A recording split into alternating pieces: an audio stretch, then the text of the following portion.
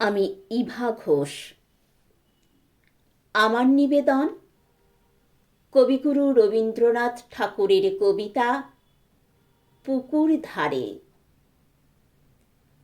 দোতলার জানলা থেকে চোখে পড়ে পুকুরের একটি কোণা।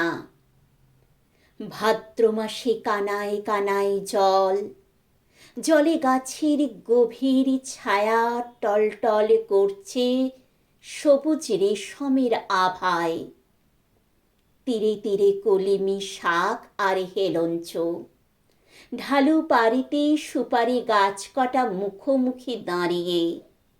এধারের ডাঙায় করবী, সাদা রঙন একটি শিউলি, দুটি অযত্নে রজনীগন্ধায় ফুল ধরেছে গরিবের মতো।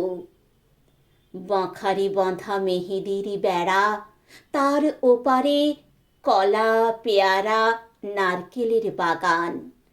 আরও দূরে গাছপালার মধ্যে একটা কোঠা বাড়ির ছাদ। ওপর থেকে শাড়ি ঝুলছে, মাথায় ভিজে চাদর জড়ানো গা খোলা মোটা মানুষটি ছিপ ফেলে বসে আছে বাঁধা ঘাটের পৈঠাতে। ঘণ্টার পর ঘণ্টা যায় কেটে, বেলা পড়ে এলো। বৃষ্টি ধোয়া আকাশ বিকেলের পৌর আলোয় বৈরাগ্যের ম্লানতা। ধীরে ধীরে হাওয়া দিয়েছে, টলমল করছে পুকুরের জল, ঝিলমিল করছে বাতাবি লেবুর পাতা। চেয়ে দেখি আর মনে হয় এ যেন আরও কোনো একটা দিনের আবছায়া। আধুনিকের বেড়ার ফাঁক দিয়ে দূর কালের কার একটি ছবি নিয়ে এলো মনে।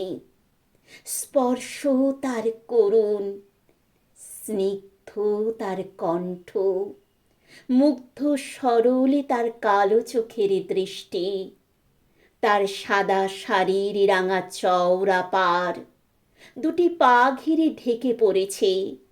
সে আঙিনাতে আসনে বিছিয়ে দেয়, সে আঁচল দিয়ে ধুলো দেয় মুছিয়ে।